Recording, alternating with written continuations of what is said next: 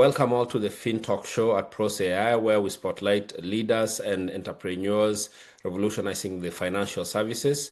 For those joining us for the first time, we are Pros AI, and we specialize in helping businesses scale their revenue, reduce operational costs through AI-powered solutions. If you're looking to take your business to the next level, stick around, or if you want a free growth consultation, just drop us the word growth in the DMs and we'll get back to you. Our guest today, I'm really excited to introduce, is Robert Lee Walters, founder and president of Excalibur Private Investigation, a veteran-owned firm bringing the highest standards of federal law enforcement and cutting-edge technology to the private sector. Welcome to the show, Lee. Thank you. I'm glad to be here.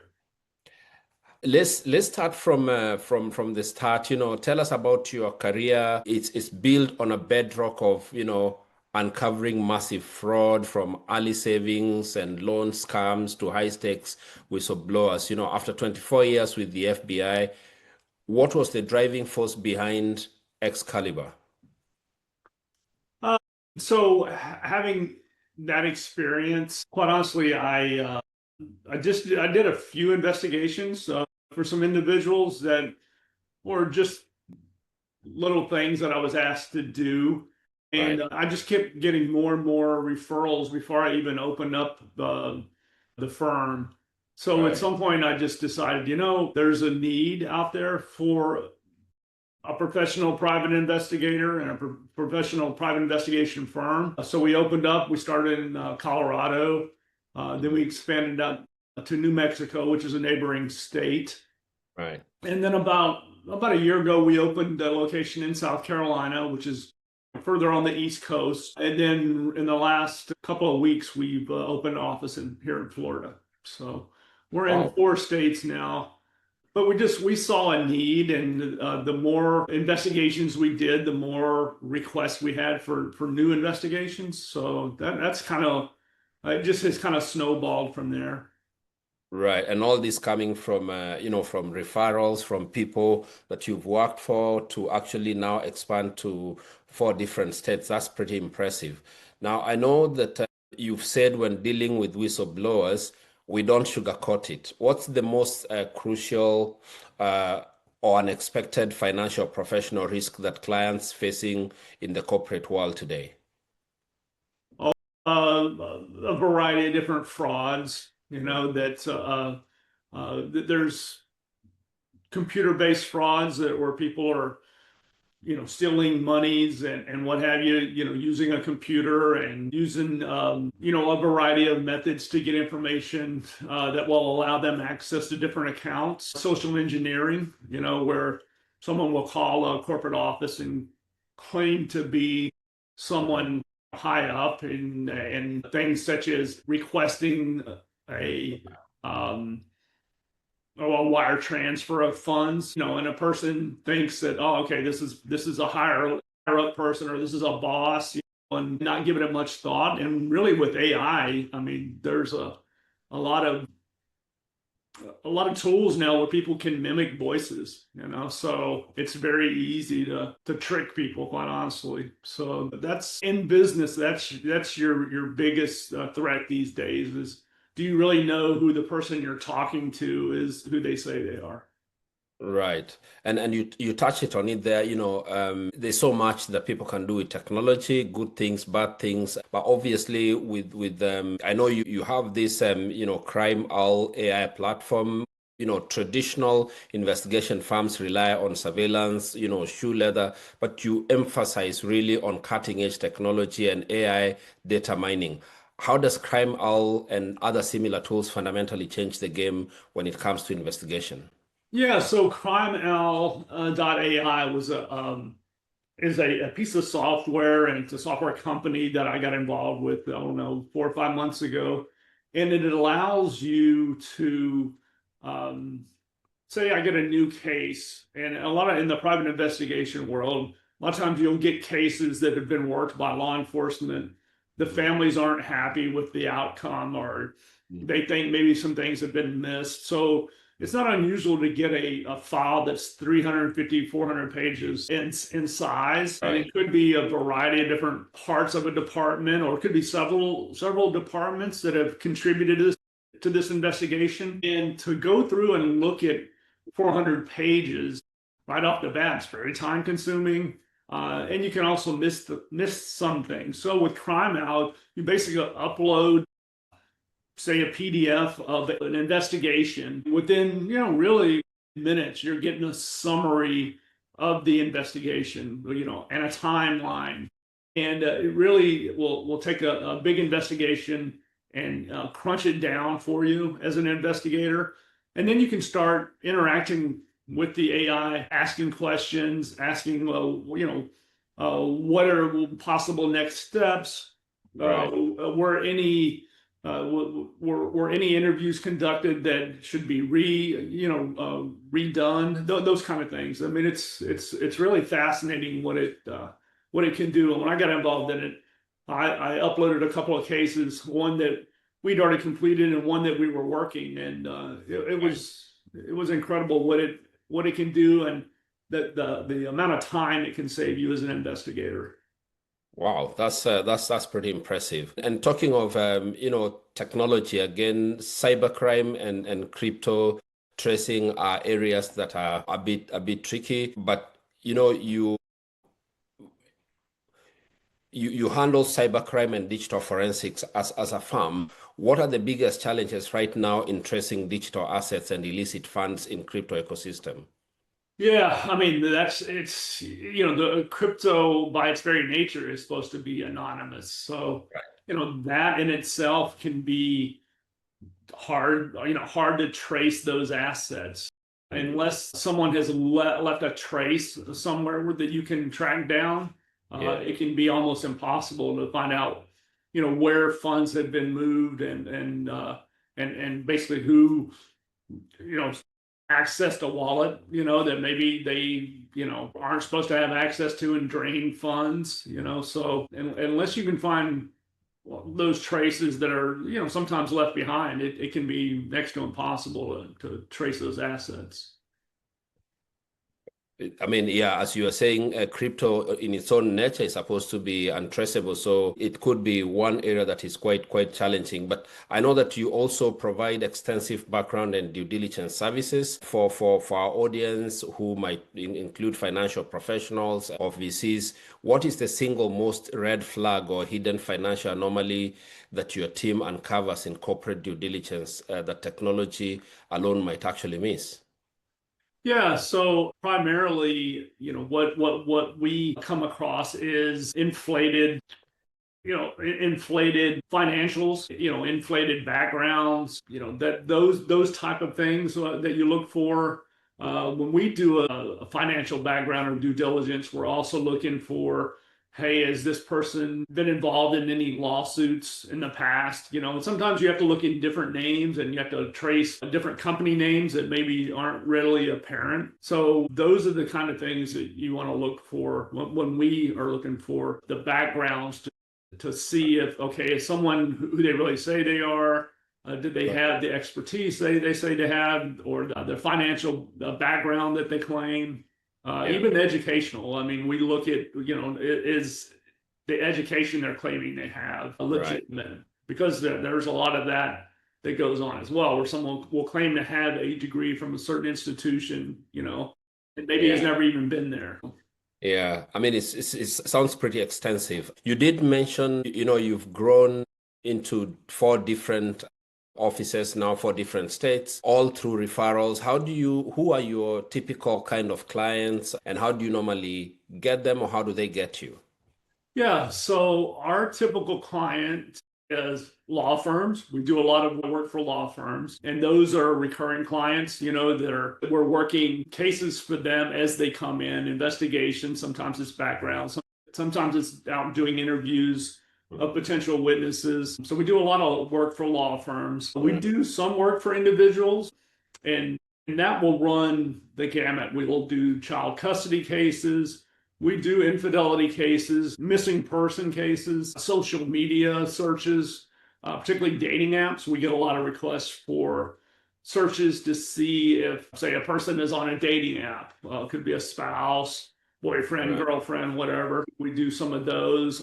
We do some workers' compensation investigations, which is more surveillance. We do a little bit of everything. And what I've focused on when hiring investigators for our firm is people who have a wide background in working a lot of different types of investigations. So Right. they're not pigeonholed. And I hire a lot of former law enforcement, but I've also found some really good investigators from walks of life that you would never think. From education, I've got a couple of investigators who have backgrounds in education who've made good investigators.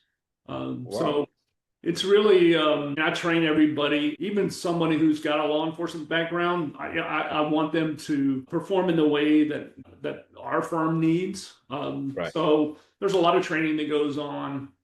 Mhm. But when you've been in investigations for any length of time, and literally I've been doing investigations my entire adult life, I can Right. usually tell within, you know, a 15 or 20-minute conversation with somebody if I think they're going to be a good investigator or good enough for us. I mean, there's a lot of investigators out here. There's not a lot of good investigators. Right. Right. And do most of these clients come to you, or do you reach out to them? Are they all by referral?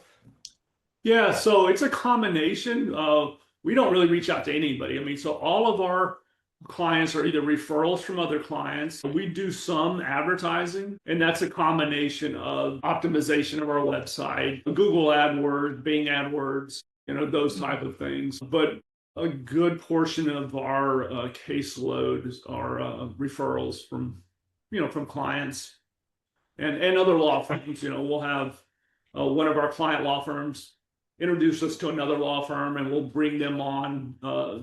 So, at any given time, we're working for 10 or 15 law firms. Right. Right. Amazing. And I know you mentioned you operate across 4 different states. What have been your biggest operational challenges in scaling a high trust, licensed, multi-jurisdictional firm? How do you ensure legal compliance, uniform quality control, and discretion across such a wide geographic and regulatory footprint? Yeah, that's a real good question. So, as the founder and the president and kind of the driving force behind the firm, Mhm. it's on me to make sure that the firm has the correct licenses in place Mhm. in the states where we need it. Now, like I said, we're in 4 states. In Colorado, you don't need a private investigator license, which a lot of people don't realize. They used to require it, but several years ago they decided to not require it. So in Colorado, there's a lot of unqualified people who are claiming to be private investigators who have no background, but they don't need a license. So there's really no way that anybody in Colorado is really watching over people's show. And I tell Yeah. clients, hey, you really should look at, especially in Colorado, the firm's background. Are they licensed in other states? That's always a red flag. If Yeah. a firm or an individual's not licensed in any other states and they're just operating in Colorado, Yeah. potential red flag there. We get licensed, and we only hire licensed investigators in the states where licensing is required. And then, part of getting that license, you have to be aware of the individual state's laws, in each state that you're operating in. Right. And New Mexico, South Carolina, and Florida have really robust licensing requirements. Mhm. So we make sure that all of our people that work for us are licensed, don't Mhm. have any problems in their background, no complaints have been filed against them, those type of things. I mean, that just shows you, as you are saying, if say like for Colorado, there's no licensing, it can have a lot of operators who are actually not fit to do the work, but your licensing elsewhere gives you a lot of credibility. I know you also maintain presence through interviews, educational content on topics like scams and fraud protection. How important is this public thought leadership to Excalibur's business growth, and what are the biggest challenges you face in maintaining this consistent high value educational content? Well, I mean, you don't want to just put out posts just to be putting out posts. So we try to stay on top of the I hate to say hot topics, but the things that are in the news. That if we hear about a new scam, that's out there, we'll usually post an article on that.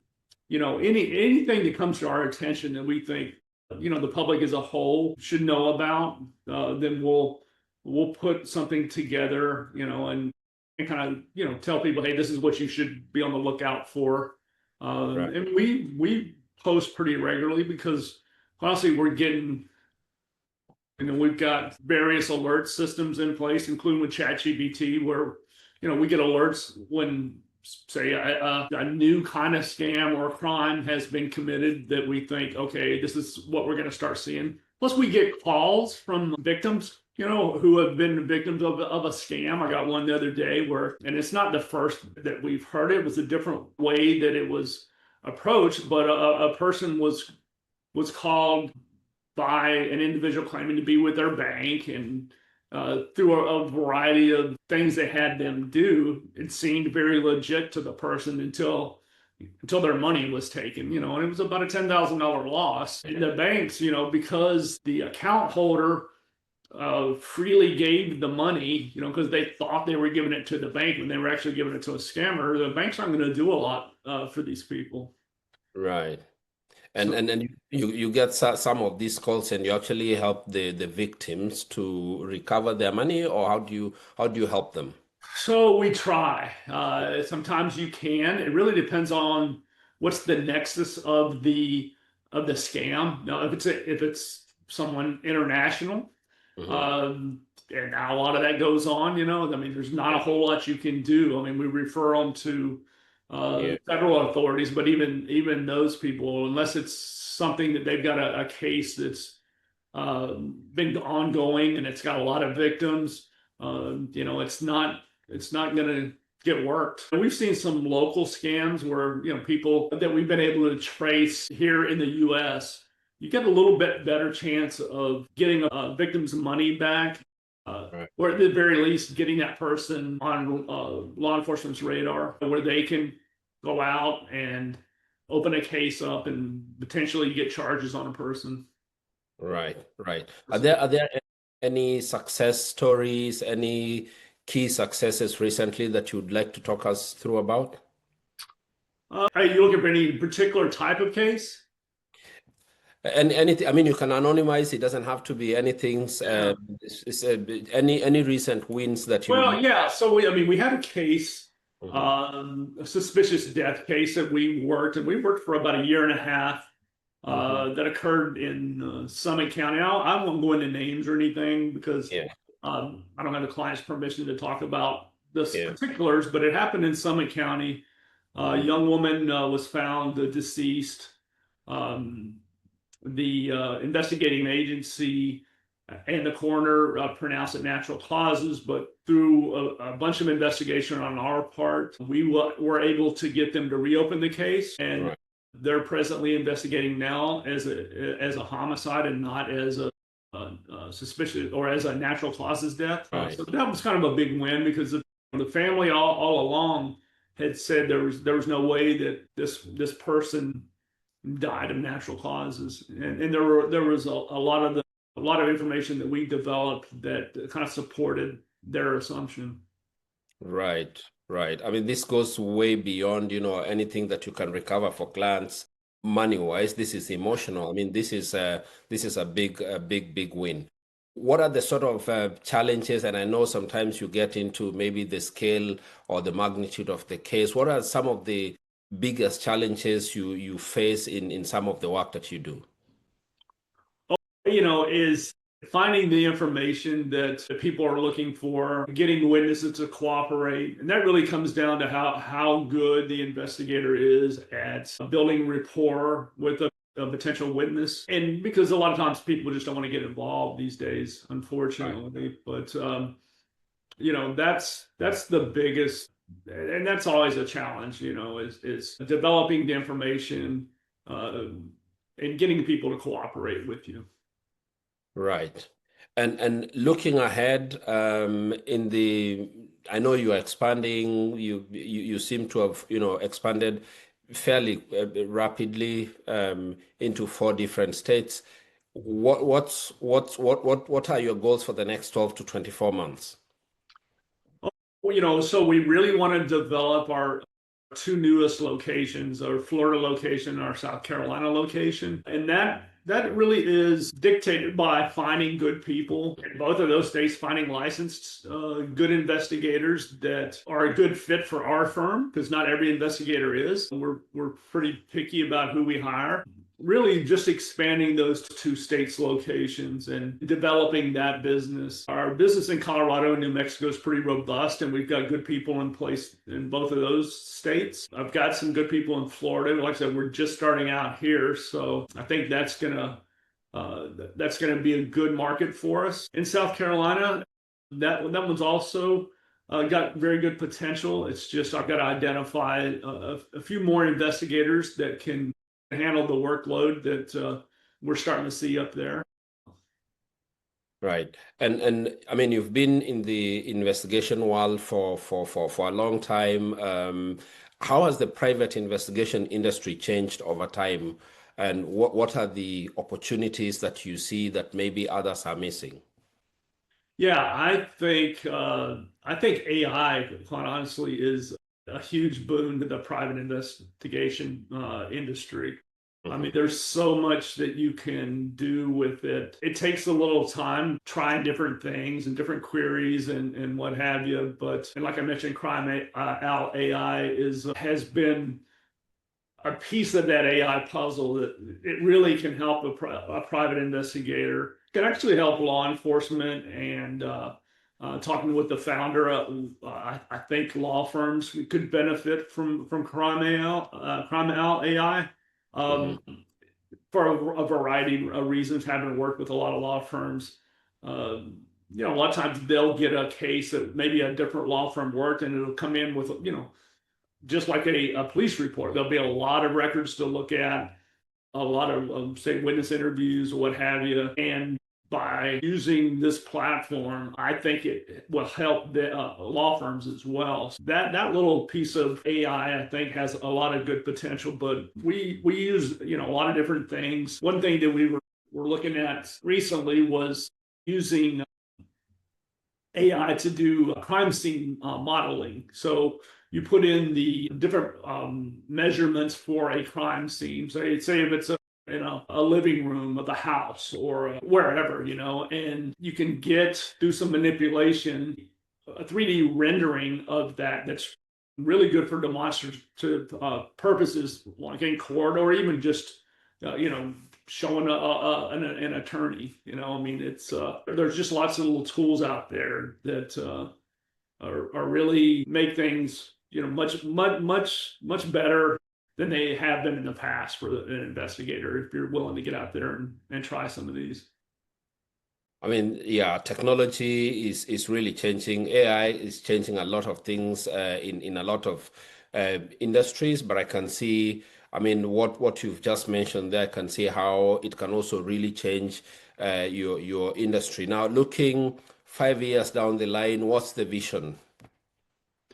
So the vision for Excalibur, quite honestly, is expanding when it makes sense.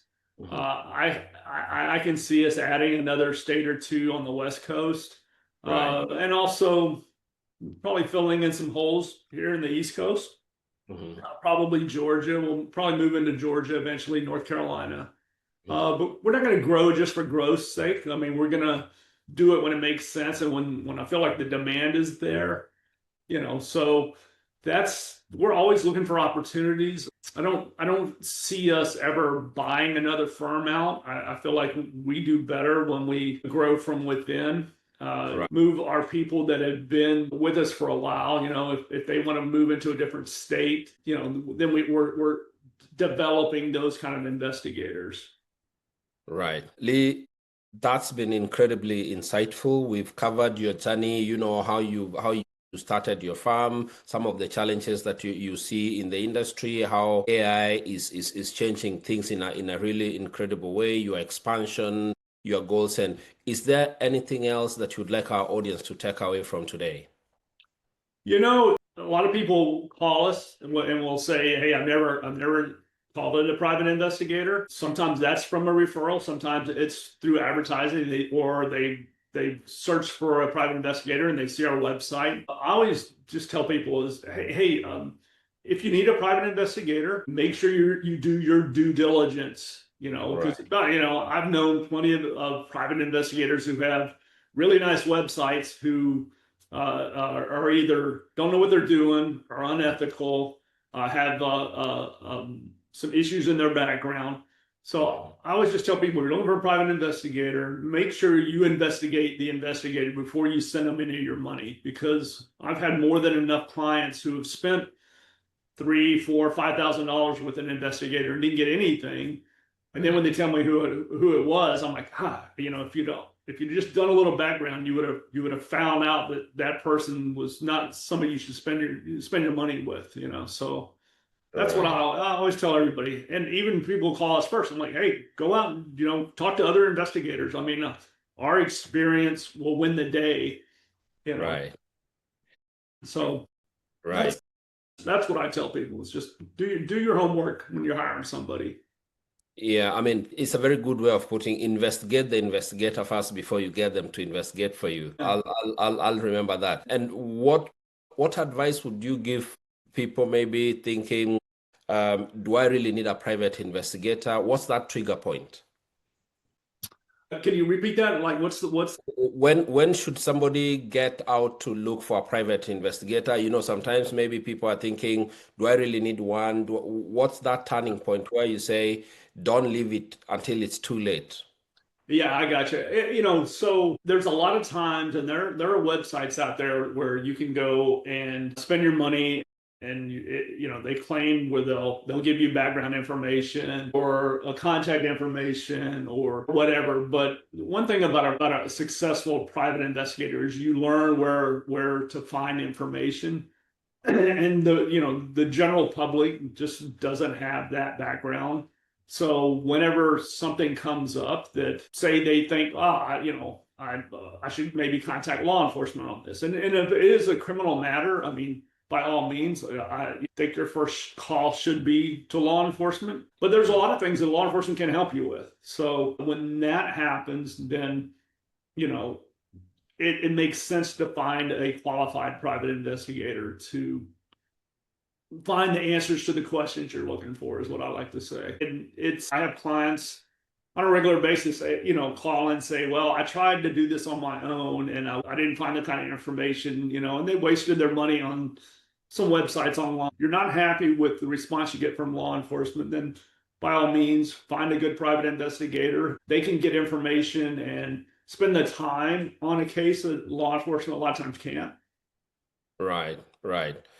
That's a good way to a good place to end it. And on that note, where can our audience, maybe anyone who's looking to connect with you to get to know more about the work that you do, where can they connect with you?